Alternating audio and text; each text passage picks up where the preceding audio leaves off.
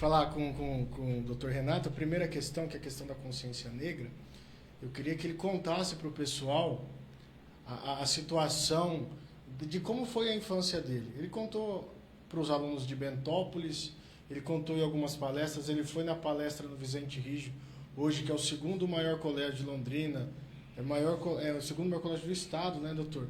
Sim. Eu queria que o senhor contasse para a gente também um pouco da sua infância, porque eu sei que tem uma história bonita junto com a sua infância, da força que a sua mãe deu para o senhor.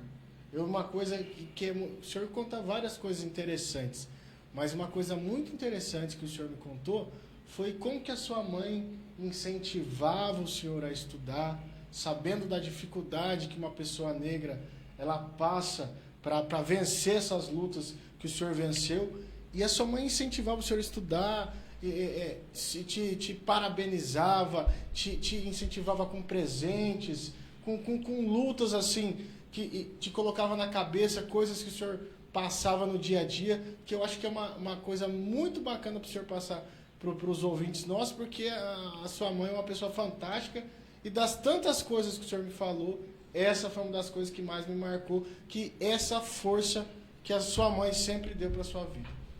Então, Alisson, só em você falar isso, fazer essa introdução, eu já fiquei emocionado, né? Porque a minha mãe, ela foi, me parece, a 8ª filha. Eram 7 homens e apareceu a minha mãe. E a única mulher da família e tudo, e ela tinha uma perseverança muito grande, sobretudo nesses valores aí do estudo, e ela fez no Rio o Instituto de Educação, né, que era uma escola assim muito, pode-se dizer, da aristocracia do Rio de Janeiro, e uma mulher negra sem condição naquela época. Ela nasceu em 1945 e devia ali ter seus 20, 21 anos. Então, né, assim, na época áurea do Rio de Janeiro, infelizmente o Estado vem passando por vários problemas aí há bastante tempo, né? Mas naquela época o Rio tinha outra pegada, uma pujança absurda, né? E minha mãe estava inserida ali naquele contexto, né, de uma escola completamente tradicional e conseguiu ali se tornar professora. Né? Mas era uma escola tomada por brancos ou tradicional com pessoas de poder financeiro? Né? As duas coisas juntas, tomadas por pessoas brancas, eminentemente mulheres brancas da alta sociedade do Rio de Janeiro, e também o fato de que moravam praticamente na zona sul do Rio de Janeiro, né, na parte mais nobre do Rio de Janeiro, e minha mãe como uma das únicas que morava na zona norte, em Ramos, perto da Praia de Ramos, na rua de frente para a Praia de Ramos.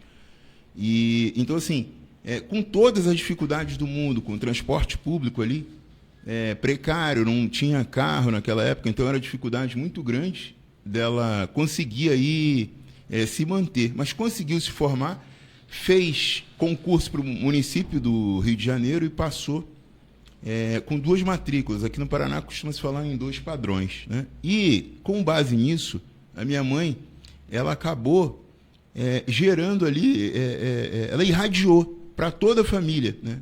Para mim, para o meu irmão, para minha irmã, que somos filhos, e também para os meus primos, todos homens.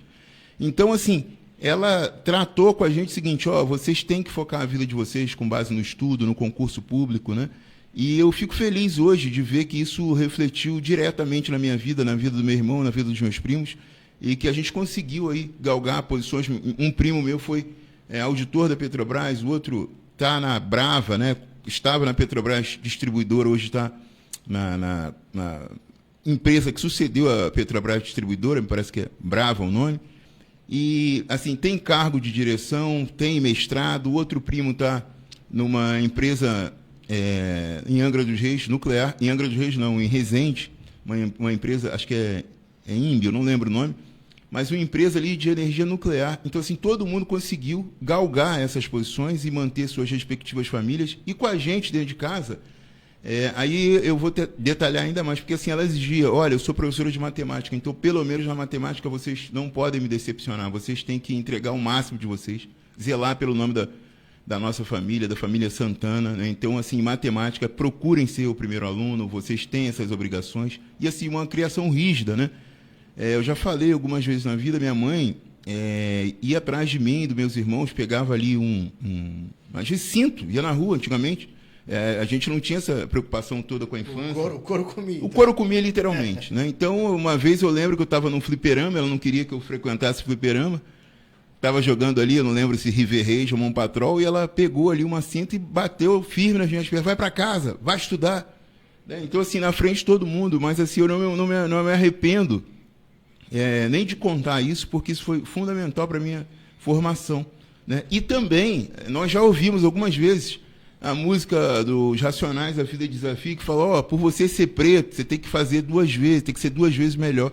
Então, assim, eu fui criado com isso, da minha mãe me preparando para esse tipo de questão. E também, outra coisa que eu herdei dela, meu irmão, meus primos também, de ser competitivo, de falar, olha, né, tem que estudar, vamos procurar, respeitando todo mundo, mas procurando exercer aí uma competitividade de não se abater com os insucessos em provas. Então, assim, foram muitos exemplos. Eu sempre fui guindado ali, doutrinado para fazer prova, e antigamente não tinha rede social, não tinha nada. Tinha o JS, o Jornal Rosa, lá do Rio de Janeiro, o Jornal dos Esportes, e lá que saiu o resultado de concursos. E muitas das vezes chegava ali meia-noite, 11 e pouca da noite, teve vez de eu ir com a minha mãe ali de carro, sabe, de um Fusca ali, sem cinto de segurança, sem nada, atrás do concurso, para ver se eu consegui passar em determinado concurso, para ver se eu... né? Então, a minha vida foi basicamente isso. E eu fui despedido com 21 anos da Fininvest, que era uma empresa lá no Rio de Janeiro, no período ainda menor. Quem disse que não dá na Fininvest? Exatamente. E aí fui despedido com menos de 90 dias. Minha mãe falou, tem que ser concurso, né? Foca mesmo, meu filho, não sei o quê. E aí, graças a Deus, eu consegui passar no concurso da Petrobras Distribuidora. Só para o pessoal aqui, para a gente... Só para ele entrar nesse assunto, queria que o senhor falasse a sua rotina de estudos, porque o senhor também falou para mim, falou para algumas pessoas, que 80% é esforço, né?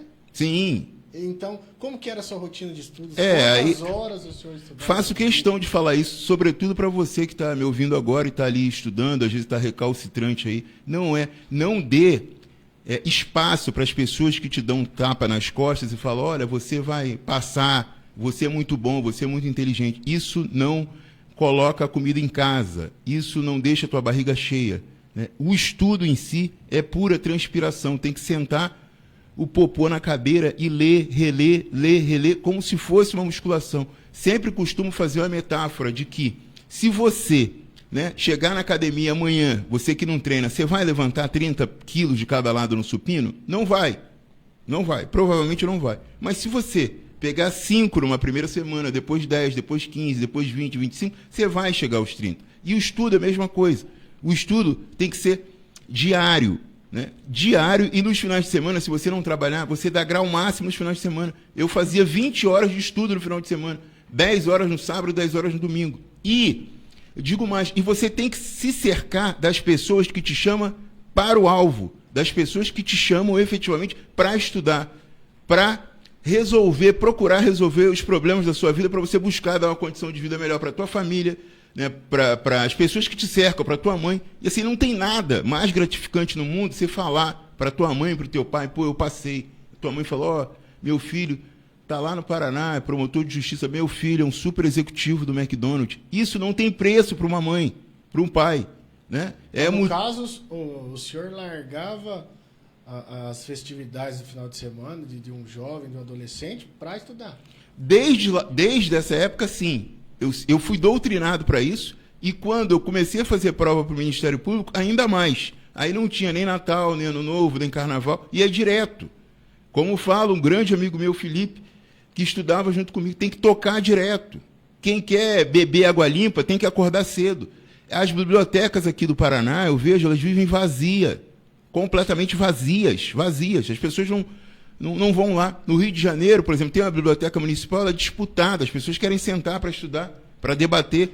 E é fundamental que você ande com essas pessoas que façam essas proposições a você, olha, vamos sentar, vamos estudar, né? Porque um ajuda o outro. Então, assim, o que nós consideramos no Rio como paraísos artificiais, né? que é a praia, que é o oba-oba, que é o jogo de futebol. Isso tudo passa na vida. Isso não enche a tua barriga. E você tem que saber que depois você vai poder escolher isso da maneira que você quiser, o número de vezes que você quiser. Então, assim, tem tempo para tudo na vida. Em algum momento, a gente tem que parar e estudar, e olhar, e ler, e reler. Porque isso é que faz a gente, né, procurar melhorar a nossa sociedade, o que está em volta. Né? Então, eu fico muito assim, será que eu estou dando lucro social aqui na nossa região? Né? Eu sempre faço essa pergunta, será que eu estou entregando o meu máximo? E é por isso que, por exemplo, eu tento vir aqui, por isso que de manhã eu estava em Londrina, por isso que terça-feira eu estava... que eu tento não parar. Amanhã tem júri para fazer, né? Porque se a minha remuneração é altíssima, uma das maiores do país, eu tenho que honrar isso. E eu queria muito. E às vezes, quando você está do lado de fora, você faz tudo para entrar. E aí, quando você entra, você não vai entregar. E as pessoas que ganham um salário mínimo para ficar acordando de madrugada, como eu vejo aí, inúmeros guerreiros e guerreiras, mães solteiras que ficam aí, tendo que resolver as questões da família, né, ser pai, ser mãe, tudo junto, e ganha muito pouco e luta o tempo inteiro, e trabalha. Eu fico vendo no stories de todo mundo, sobretudo do povo de Lupianópolis, das meninas de Lupianópolis, com roupa toda branca, só o nariz, você vê, só os olhos, você vê, de óculos, e que luta.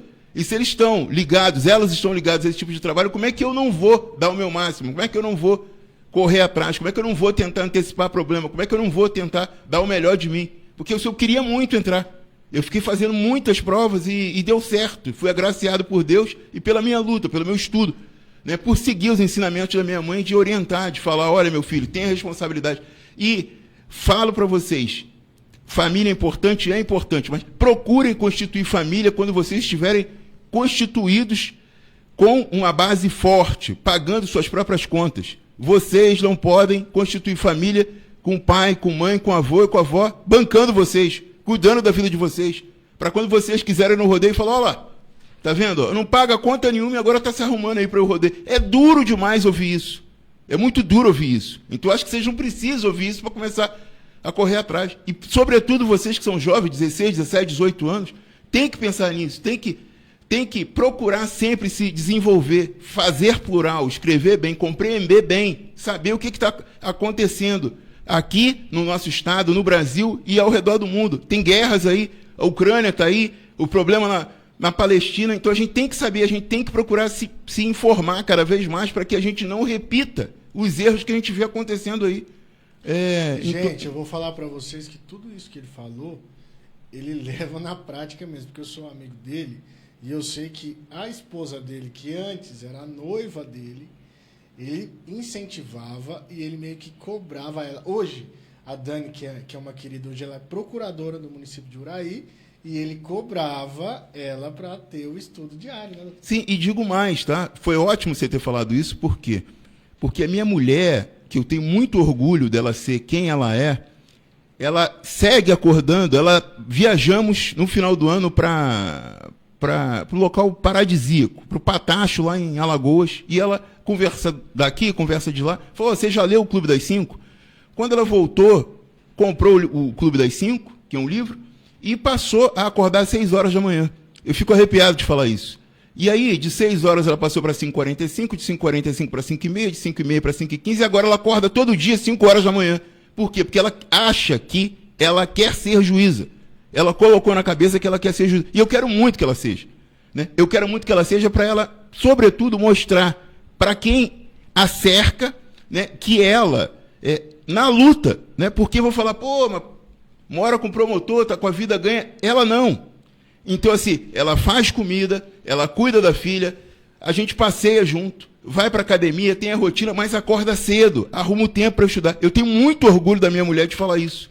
Muito orgulho de saber que ela luta demais. E não é para falar que quer ser juíza, é para saber que ela pode efetivamente, né, decidir a vida de uma pessoa com delicadeza, com leveza, né, com responsabilidade. Então, assim, isso me faz bem dentro de casa saber que a minha companheira, que é a mulher que eu escolhi para viver, que ela também segue esse ritmo e que ela está fazendo isso. E mais que isso, a filha que está dentro de casa vê. O pai para ler, a mãe para ler, a mãe acorda cedo, a filha gosta de viajar também, desde pequena. A gente fala, só tem viagem se tiver trabalho duro.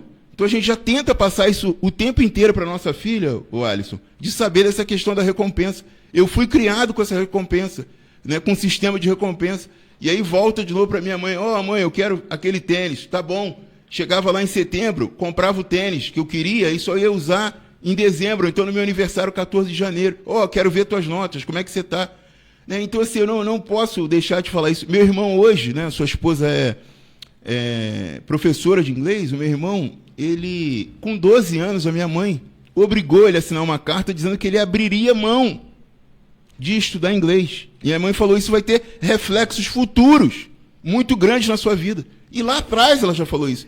Ele não quis mais estudar inglês não quis. E ela fez ele... Fez com 12 anos ele assinar embaixo do nome, dizendo que ele iria se responsabilizar.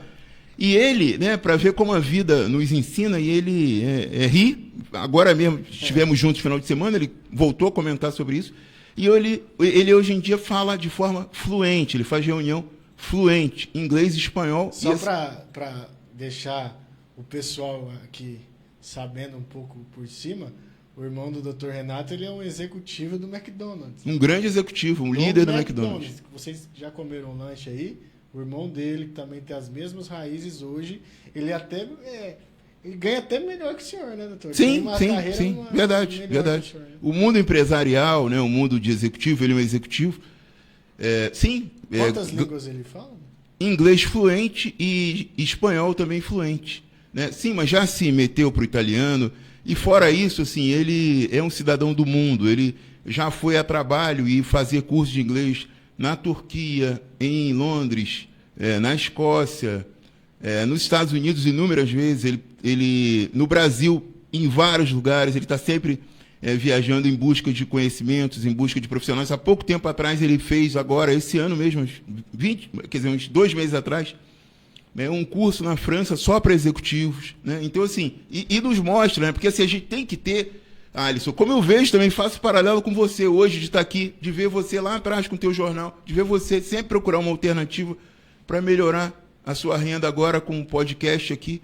Né? Então, assim, a gente não pode sentar em cima do que a gente tem. A gente tem que todo dia procurar mostrar que a gente pode melhorar a vida em sociedade.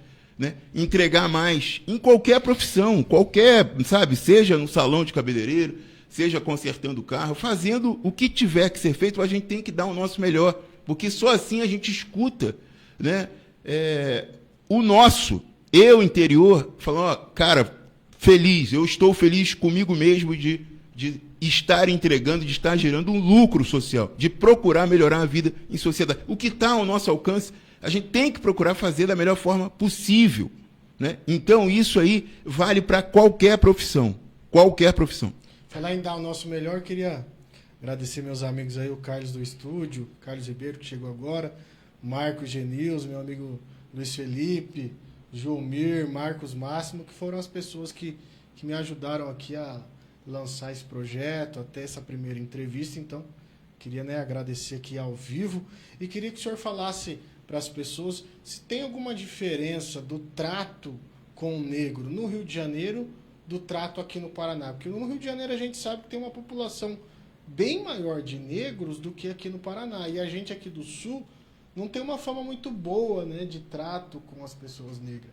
Pelo menos assim, pode ser até uma fama meio equivocada ou não, mas para as outras pessoas nós somos mais racistas aqui no Sul do que as pessoas lá de cima. Então eu queria saber se o senhor consegue ver essa diferença no trato, ou já viu, ou sabe de alguém que passou, no Rio de Janeiro, aqui no Paraná. Existe mesmo uma diferença do povo do Sul com o povo do restante do Brasil? Me parece que sim. Eu não vou falar para você que isso exista na questão racial, mas como eu costumo dizer, né? Como, né, no Rio de Janeiro, com o mar na frente, você vai cantar, que eu gosto demais, ainda ontem, chorei de saudade. Para você compor isso, você precisa de uma chácara. Você precisa estar num ambiente de campo aberto, bucólico, que eu também gosto de ver, o horizonte. Né? Então, no Rio, a paisagem é diferente, é selva de pedra, né? A velocidade dos carros. Né? Então, isso tudo gera situações positivas e negativas. O que eu vejo é que o carioca é muito mais comunicativo. Né? O carioca é muito mais brincalhão, jocoso, conta piada, brinca. Né? Muito mais gastão. Acho que sim, acho que sim. E aqui as pessoas não brincam tanto, né? Mas, assim, eu não tenho que me queixar, eu nunca, no Paraná, é óbvio, né, que também não... Eu acho que, pelo menos o Paraná que a gente vive aqui, não é o Paraná lá de baixo, né? Eu acho que o Paraná lá de baixo, que é o da capital, eu acho que é um pouco pior do que o daqui. Aqui a gente tem uma cultura mais paulista, né? Assim, em termos, né? Porque, por exemplo, o que eu vejo aí, é que aqui eu vejo que há uma preocupação muito grande com o vizinho, com a classe social do vizinho, com o status do vizinho. O vizinho chegou de carro novo, o vizinho chegou com compra, olham para o carrinho de mercado, o vizinho está comprando isso. No Rio, você é um eterno anônimo. Ninguém fica cuidando da sua vida. Às vezes você mora ali no prédio, você não sabe quem é o teu vizinho, né, no condomínio.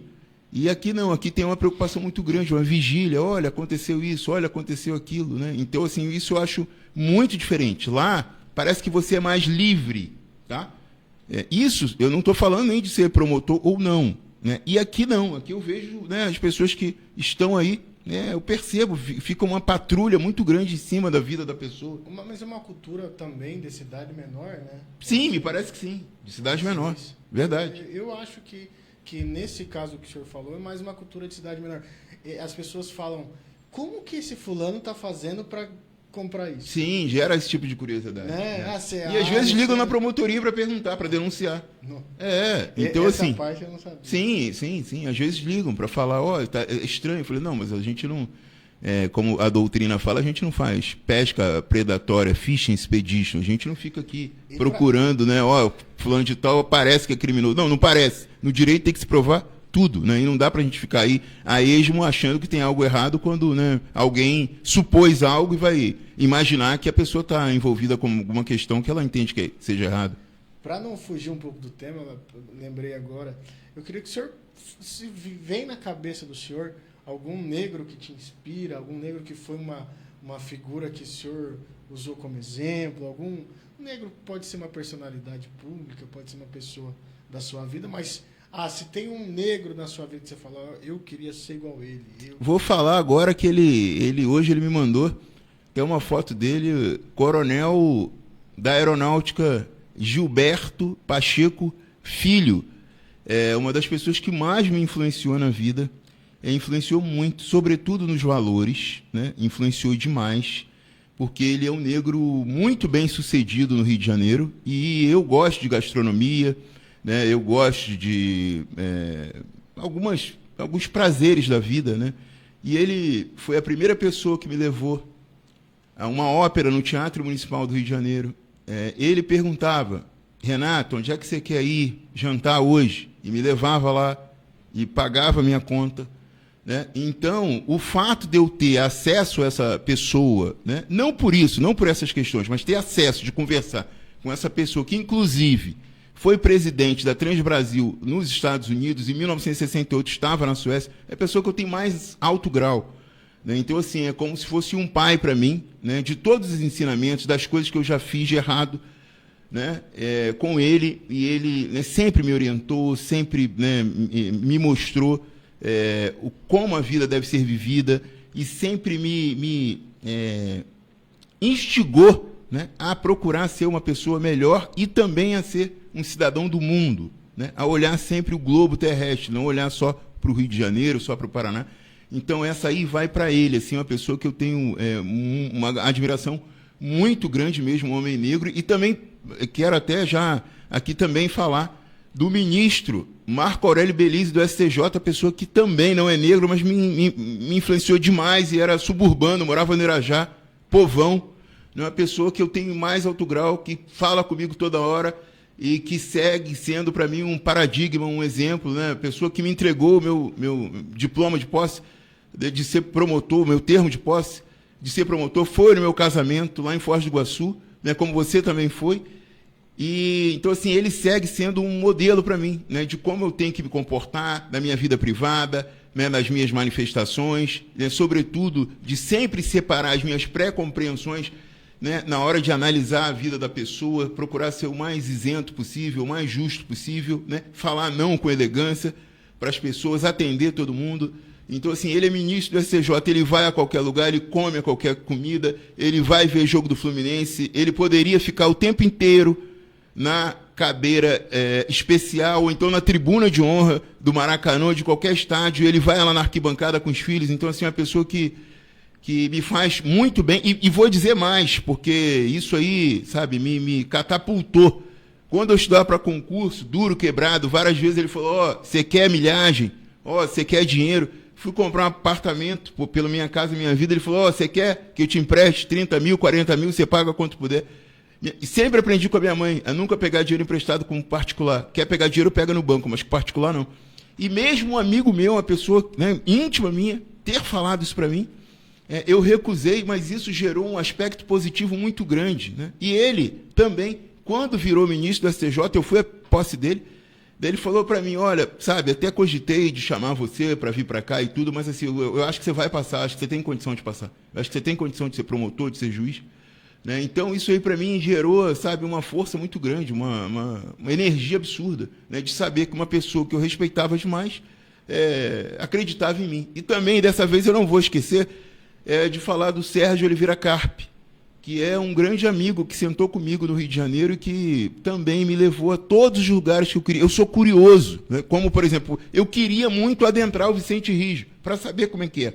E lá no Rio de Janeiro, embora eu fosse muito pobre, né, mas eu sempre gostei de frequentar tanto lá, os locais de lá, ia ao baile funk, ia ao Dutão, no baile com maioria de 80% de população preta, embaixo do viaduto lá de Madureira, de ir a essas escolas de samba, mas eu também gostei, sempre gostava de ir. Mas como é que é a alta classe? Como é que vivem os nobres? E o meu amigo Sérgio sempre me proporcionou isso. Aos clubes mais elitizados do Rio de Janeiro, eu tive acesso por conta dele. Eu só fui ao Gávea Golf Club por conta dele. Ao Itaiangá, que ele foi presidente, por conta dele. Isso mudou a tua vida? Não mudou. Tá? Mas me proporcionou que eu pudesse. Será que é isso que eu quero para a minha vida? Será que eu quero ser sócio de um clube desse? Será que eu consigo manter isso com o meu trabalho, com a minha dignidade, com a minha honra? Então, assim, e foi abrindo clarões. E não só isso, inúmeras oportunidades, conversa de viagem. E também, assim, eu conversava com os meus amigos e via. Olha, meus amigos, né, com o Sérgio, com o ministro Belize, e via que eles, né, conseguiam, por exemplo, quinta-feira eu quero ver a Copa. Tá, tem condição para ir. Então, isso sempre me gerou uma curiosidade de ter uma estabilidade financeira para que eu não precisasse depender de ninguém, para eu fazer, para aumentar a minha liberdade de escolha, de fazer as coisas que eu tinha vontade. E tem mais um, o último. O juiz federal José Arthur Diniz Borges, também uma pessoa fantástica, que me ajudou demais. A mulher dele, que hoje é procuradora, doutora Alexandra Feres. Eu não posso esquecer dessa minha base, da minha tropa, dessas pessoas que corriam comigo e correm comigo até hoje. Quando eu tenho meus problemas, eu ligo para essas pessoas. São elas que me dão base, que me dão sustentação. O Zé Arthur, um cara que apostou sempre em mim, sempre abriu a porta. E assim, eu posso falar, eu fico feliz de ter a confiança de todas essas pessoas, que essas pessoas entregavam a chave das casas deles, e eu entrava lá sem eles viajando. Então, assim, isso tudo para mim, né, era um absurdo. Assim, eu ficava muito feliz. Falei, cara, essa pessoa que eu tenho em mais alto grau confia em mim cegamente. Está viajando e está com a chave aqui para eu consertar um computador, para eu fazer algum tipo de... né? Então, isso tudo tem que agradecer muito. Assim. Fiquei feliz também de você ter agradecido, né? O pessoal que te deu suporte aqui para montar isso, para fazer isso, né? É fundamental. Nós não somos nada sem ninguém. Aristóteles já dizia que a gente, né, somos, né, seres gregários, a gente precisa das pessoas, a gente precisa se organizar, né? E sobretudo, de forma democrática, cada um opinando, cada um, né, mostrando, né, como as coisas devem ser, com as suas percepções e respeitando ao máximo, né? Agora, voltando aí à questão da tolerância religiosa, a questão da cor da pele, isso tudo é fundamental. Não nos leva a nada você criticar o outro. Olha, porque eu não gosto de imagem, porque eu não gosto de crente, porque eu não gosto de saia comprida, porque eu, né, posso fazer o que eu quiser no sábado. Cada um é de um jeito. Temos que respeitar sempre todas as religiões, todas, né? Todas, e falo também, sobretudo, das religiões de matriz africanas. Eu sou católico, tive agora domingo lá em Aparecida com a minha filha e com a minha mulher, né? Mas é o meu credo, e eu não posso empurrar isso para as pessoas goela abaixo. Eu não posso falar, você é errado, o que vale é minha, né? Cada um sabe de si, né? A mesma coisa a cor da pele, o asiático, o negro, o branco. A gente não... os povos originários. Né? A gente não pode ficar regulando, mas você tem que ser igual a mim. Né? Não dá. E hoje, no Bentópolis, e hoje também em Londrina, você vê como eu já estou falando igual as pessoas falam aqui no Bentópolis? É assim mesmo. Então, e aí ninguém fica, mas o Alisson, eu acabei de ver agora o Theo aí, teu filho tem o olho claríssimo, né? E ninguém fala, mas o teu é preto. Mas por que teu olho é preto? Não tem esse tipo de questionamento, não é verdade? E com a cor da pele deve ser a mesma coisa, com o cabelo, com o piercing, com a tatuagem. A gente não pode ser censor da vida alheia, a gente não pode regular a vida alheia, a gente não pode imaginar que, o meu filtro, a maneira que eu vejo as coisas, ele também tem que ver. Não dá. Não dá pra gente fazer isso, porque senão, imagine se todos nós fôssemos iguais, a vida seria muito sem graça, muito insossa. Duas coisas o promotor citou aqui, que eu fui no casamento dele, gente, o casamento dele em Foz do Iguaçu, foi naquele hotel, na beira das cataratas, aquele rosa. A gente tem amigo desse calibre, a gente tem que aguentar, né, ô Marcos? Eu paguei numa água de coco lá R$27 naquele hotel. Você vê o que esse rapaz, né, onde que ele chegou, o patamar que ele chegou, né, apesar de ser vascaíno, sofredor, o patamar que ele chegou, que foi um casamento belíssimo lá no hotel à beira das cataratas. E outra coisa, em cima da cor da pele, da consciência negra que a gente está falando, o senhor não acha que tem pessoas, vamos usar o exemplo do futebol que eu sei que o senhor gosta. O Vinícius Júnior, muita gente fala que ele não ganhou a bola de ouro porque... por questões também da luta dele, né, contra o racismo, né, que ele na Europa não tem essa mesma consciência que nós temos aqui. O senhor não acha que tem pessoas que inclusive já faleceu do futebol, tem pessoas aí na mídia que dava para lutar pela causa, dava para, né, vestir mais essa bandeira contra o racismo e não fazem? Penso que sim, né? Mas eu, até com o modo que eu gosto de conduzir a minha vida, eu procuro, sobretudo essas escolhas, né, que são pessoais, né, de cada indivíduo, deles se comportarem da maneira que eles melhor entendam. Então, assim, a gente não pode exigir. Como tem também na própria questão da música, a Ivete não se posiciona, você tem que se posicionar. O próprio Dom Marcos, que estava aqui, pessoa que eu respeito demais, né? As pessoas fazem pressão, mas que lado que você é? A vida não se resume a isso. Muita gente falou sobre o Pelé. Também. Né? Na verdade, assim, eu não gosto de entrar e falar, tinha que fazer. O que eu entendo e isso tem a ver com o que você acabou de falar, o Vini, a meu ver, perdeu por isso, né? Por ele levantar essas pautas. E como você falou, isso não é bem recebido na Europa, porque ele é incisivo, ele não... levanta essas pautas de forma tranquila, a meu ver. Em muitos pontos, por exemplo, ele chega a dizer, olha, mas eu não quero que tenha Copa na Espanha, a Espanha não está preparada para a Copa, eu vou embora do Real Madrid. Às vezes se ofende, né? Futebol é paixão. E lá também, o que eu percebo? Um fenômeno, né? Que o Tchouaméni, francês e negro, Camavinga, francês e negro, agora Mbappé, francês e negro, Alaba, austríaco e negro, Tony Rüdiger, alemão e negro, Rodrigo, brasileiro e negro, e com eles não tem esse tipo de reflexo, não tem esse tipo de pressão. Por quê? Eles não falam, né? Mas o Vini hoje em dia, é o mais famoso, é o mais conhecido, e coloca o dedo na ferida, e de forma contundente. Né? Então isso acaba gerando animosidade, porque quando ele vai jogar no Mestalla, que é o estádio do Valência, ele já sabe que vai ser ali perseguido e tudo, né? Mas ele acaba dando corda, porque às vezes ele, né, chama para driblar, sabe? Tem um quê de Neymar ali. Então isso acaba incitando ainda mais essas pessoas que não gostam dele, que entendem que ele está extrapolando, que ele está trazendo uma questão aí de política social para dentro do futebol. E, a meu ver, esse foi o motivo principal que gerou essa animosidade, porque eu vi até uma pesquisa mostrando que na África e na América do Sul ele venceu, mas na Europa ele perdeu. O europeu é um povo diferente da gente, né? E a gente não pode exigir que sejamos iguais, todos nós. Então, assim, cada um pensa de um jeito.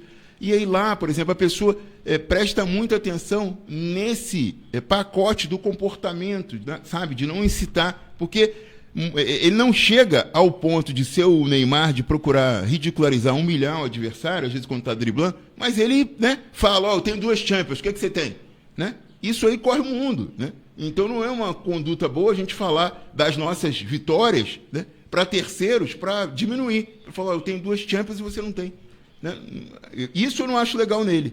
Né? Mesmo sendo ali dentro do futebol, depois tem a leitura labial, depois os jornais colocam isso no mundo, e aí passa a ideia de, será que é superior mesmo? Né?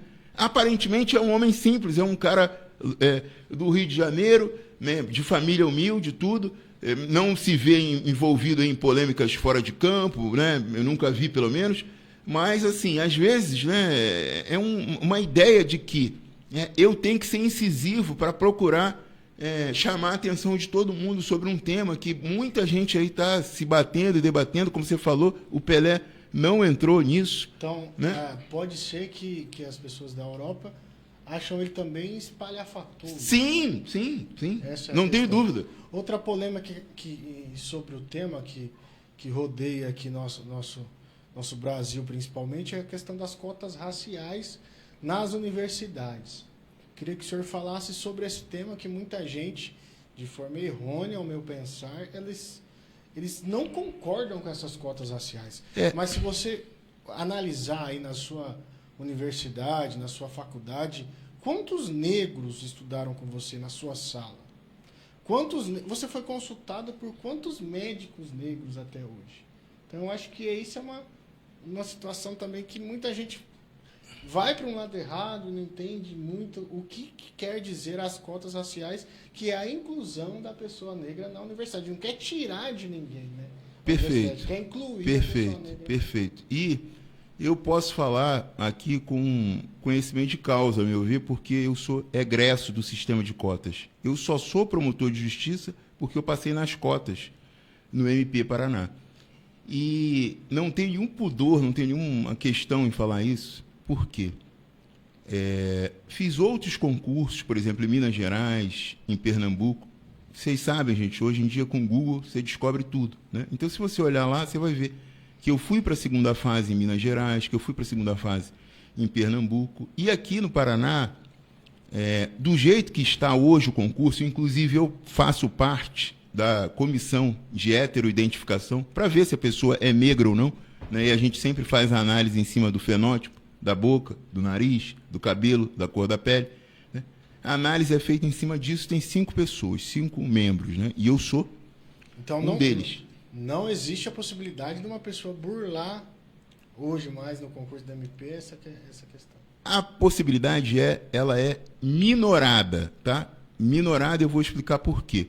Porque isso sai, a meu ver aqui, estou falando em nome do Renato Santana e não da instituição, é custoso você fazer isso no MP Paraná, porque você, por exemplo, eu que já participei 2 vezes, você tem que sair às vezes do Amapá, de Manaus, do Rio, de São Paulo, e vir aqui antes do concurso se submeter a essa comissão. E ser entrevistado lá na comissão, a pessoa olha para você e tudo, eu estou lá, né? E já participei 2 vezes. Então, imagina, você vir para cá, do Amazonas, do Macapá, aí você se submete a isso e depois você volta para lá. E depois você vem aqui para fazer prova. E aqui, no MP Paraná, no Ministério Público do Estado do Paraná, eu entendo também, a minha percepção, que as cotas aqui, elas influenciam muito pouco. E eu vou explicar por quê. Porque só existe cota na primeira fase do concurso, na prova de múltipla escolha. Então você tem que acertar, se você está fazendo pelas cotas ou de pessoa negra ou de pessoa com deficiência, um mínimo de 60%. Então, um mínimo é 60%. Quando eu fiz a prova, eu não teria sido promotor nesse concurso. Por quê? Porque eu só fiz os 60% e a nota de corte foi 69%. Repito, podem olhar no site do Ministério Público do Estado do Paraná. Está lá, no concurso de 2012. Né? Então, quando você vai para a segunda fase, os 60% é para qualquer pessoa, seja cotista ou não. E na oral, também os 60%. Então, aqui só impacta na primeira prova. Né? E queria também destacar para as pessoas que estudam direito e têm vontade de ser promotor, o MP Paraná, a meu ver, ele tem uma prática que eu entendo como boa, que é basicamente na segunda fase. São 10 questões na segunda, 10 na terça, 10 na quarta, 10 na quinta e 10 na sexta-feira. E com isso, né, se você tiver um conhecimento muito amplo, você tem uma maior possibilidade de mostrar isso para os examinadores. Olha, eu, né, acho que consigo, estou preparado. E na oral você tem 10 minutos também com cada grupo, com cada examinador ali. Mas eu, voltando à questão das cotas, eu entendo importante porque assim, a população branca ela não foi escravizada, né? Então, os negros foram escravizados. E eu também aqui faço um adendo que, a meu ver, essa política pública ela tem que ter hora para acabar. E agora, em 2023, a lei foi alterada e revigorada, né? Porque começou lá em 2012 e agora 2023, e entendo que sim, né? Que tem que manter, não o tempo todo, porque, como você falou, não é normal, não é que os negros sejam menos inteligentes do que os homens brancos, literalmente. A questão não é essa, é o acesso, é a pobreza. E também fala que essa política de cota, como várias universidades têm, tem que, a meu juízo também, levar em consideração a questão social, econômica, porque às vezes a pessoa que, né, é muito pobre, ela tem muita dificuldade de concorrer com quem tem uma condição de vida melhor, que nasceu numa família mais abastada. Então, eu acho que tudo isso deve ser considerado. Então, assim, eu não vou ficar em cima do muro, essa é a minha opinião, né? E respeito todas, tá? Eu não sou dono da verdade. Eu respeito todas as opiniões e também entendo, sem você perguntar, porque eu vi que, sobretudo aqui no Paraná, pelo fato dos negros serem minorias, tem gerado muito debate. Mas tem lei, tem dia dos pretos, eu quero o dia dos brancos também, né?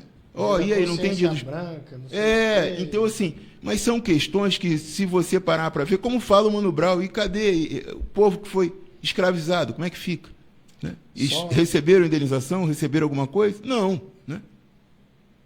Só 300 e poucos anos de escravidão. Então, né? Então, assim, tudo isso. Então, assim, tem algumas leis, eu falo isso, gente. Eu respeito demais a opinião alheia, a pessoa alheia, a inteligência alheia, né? E, assim, a gente vive num Estado democrático de direito. A gente que vota para deputado, a gente que vota para senador. Se isso, né, for interrompido, a gente tem que aceitar. Mas o que a gente tem é o que tem para hoje. Expressão que eu aprendi aqui com vocês, é o que tem para hoje. Está desse jeito. Claro que as coisas, né, podem ser mudadas. Sim, mas se a maioria entender que tem que ser mudado, que mude então. Mas do jeito que está, eu tenho que aplicar a lei. Eu não posso ficar fazendo juízo de valor. Mas é isso. Eu repito aqui. Lá atrás eu já disse que eu não levo as minhas pré-compreensões para dar parecer. Eu não quero saber dessa condição, daquela condição, mas é isso. Mas eu não tenho justiça de ouvir dizer. Você tem que ver o caso concreto, né? E também, eu falo para vocês, a questão é tão, a meu ver, difícil, porque se eu mesmo não tomar cuidado, né, eu acabo praticando ato racista, como eu vejo toda hora acontecer no fórum. Tem racismo de negro contra negro, chama ali, ofende ali, de uma maneira que, sabe, é desnecessária. E como também, eu não posso sair daqui sem falar isso, do racismo recreativo, de fazer graça, de fazer piada com questões raciais, sabe? Isso, infelizmente, ainda acontece muito. E a gente tem que parar. Todos nós, a gente tem que ter um princípio básico na vida, eu tenho que tratar o outro como eu gostaria de ser tratado, e o outro, eu não posso lesionar. Você tem que sair de casa para não lesionar no trânsito, para não lesionar verbalmente, né, para não lesionar fisicamente, para não perder, sabe, a sua esportiva, a sua tolerância de você, né, sair por aí ofendendo as pessoas a troco de nada. Só, eu não ando em avião, não. Avião pilotado por cotista, eu não ando, não. Convenhamos, né? Não dá. Então, se você não sabia, está sabendo agora. Eu sou cotista, tá? E tenho orgulho de ser, né? E por isso é que eu venho aqui para saber que uma pessoa negra, uma pessoa que passou por tudo isso na vida, né, dessas dificuldades ali de morar perto da Praia de Ramos, de, né, ter efetivamente dificuldade de manutenção, de você ter as coisas básicas da vida, que eu sempre estudei também em alguns colégios que eu via que tinha essa diferença social. Isso aí só me motivou a correr mais atrás, né? Mas tem um gap, tem uma distância, sim, não tem dúvida. Essa é a minha maneira de pensar. Eu respeito a sua, tá? Mas eu entendo que eu não posso, né, na minha maneira de ver as coisas, ficar em cima do muro. Eu não vou ficar em cima do muro nesse tempo. Eu penso assim e eu queria que respeitassem a minha opinião, como eu respeito de todos vocês, tá? porque é um tema que gera muita polêmica e agora com o feriado nacional ontem, os ânimos ficaram muito acirrados aí na rua. Tá tendo uma obra aqui no final, mas a gente já está chegando ao final da entrevista. E eu queria que o senhor, no final da entrevista aqui, deixasse um recado. Estamos chegando em 20 horas. Queria que o senhor deixasse um recado para as pessoas que acompanharam essa entrevista. Queria que o senhor deixasse uma mensagem para essas pessoas que gostam do seu trabalho aqui na região. O senhor pode falar o que o senhor quiser, o espaço é do senhor. Eu queria agradecer pela presença. O senhor é uma pessoa que me inspira muito no dia a dia. Esse é o primeiro podcast de muitos, se Deus quiser.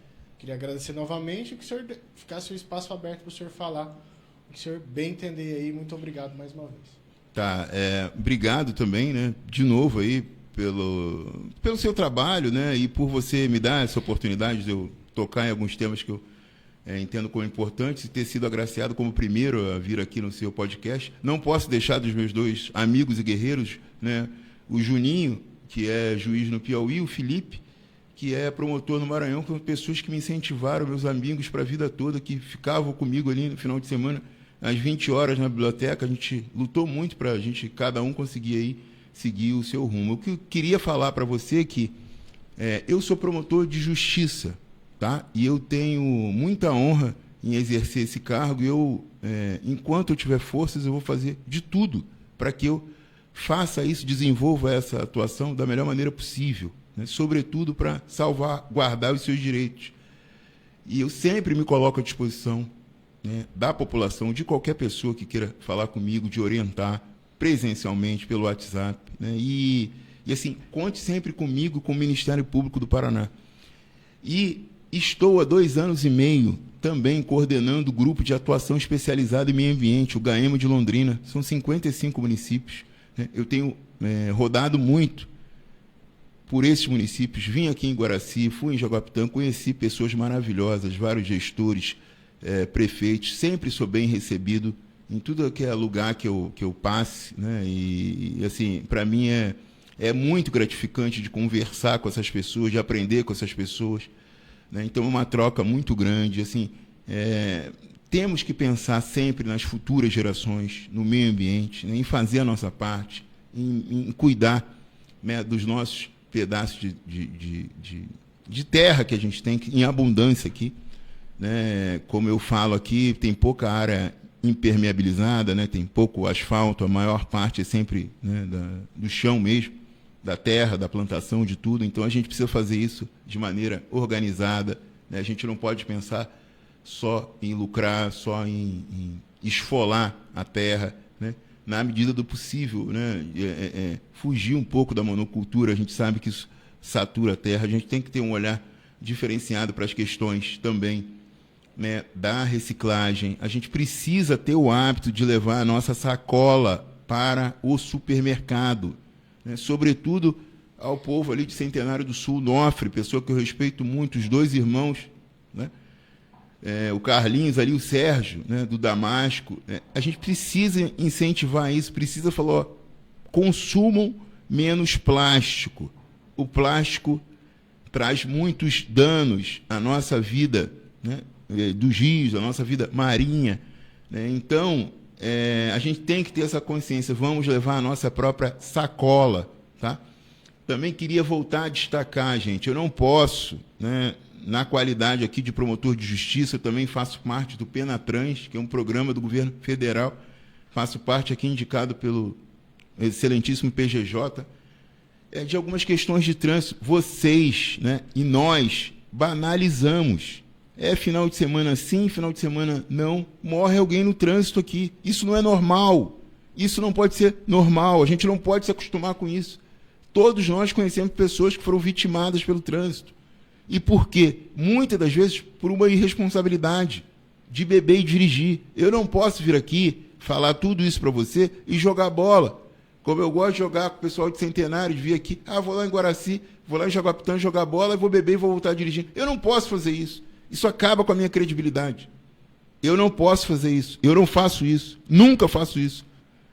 Então, tenha consciência, não misture álcool com direção, tem a tua família em casa, e às vezes tem a família do próximo que você não conhece, e toda hora morre alguém, e ninguém fala nada, está tudo bem. Eu não posso, eu sei que no Rio, sobretudo na Zona Norte, tem muita bala perdida, mas aqui, no estado do Paraná, o trânsito mata muito, mata demais, e eu não vejo uma política pública assertiva para a gente, todos nós nos unirmos para a gente diminuir isso. Isso gera problema no hospital, é leito de hospital, é pensionamento do INSS, reação na justiça, é tudo isso. Então, assim, vamos colocar as mãos na cabeça. Às vezes, assim, eu peço sempre para a polícia estar com etilômetro, já fiz várias vezes operações Lei Seca. Lá no passado, muitas pessoas de Centenário do Sul não gostaram, mas eu percebo que, às vezes, isso não pode parar, tem que fazer muitas vezes, sobretudo porque isso também diminui. Tem um efeito muito grande aqui. Normalmente, quem acha que a mulher é objeto e bate na mulher é porque chegou bêbado em casa. Que bebeu na rua e chegou bêbado em casa. E chega dirigindo. Então, o duplo risco de fazer, né, alguma coisa que ninguém quer no trânsito, que é lesionar alguém, e às vezes de se exasperar em casa com a mulher, e a família, o filho vendo aquilo. Então, é um ciclo.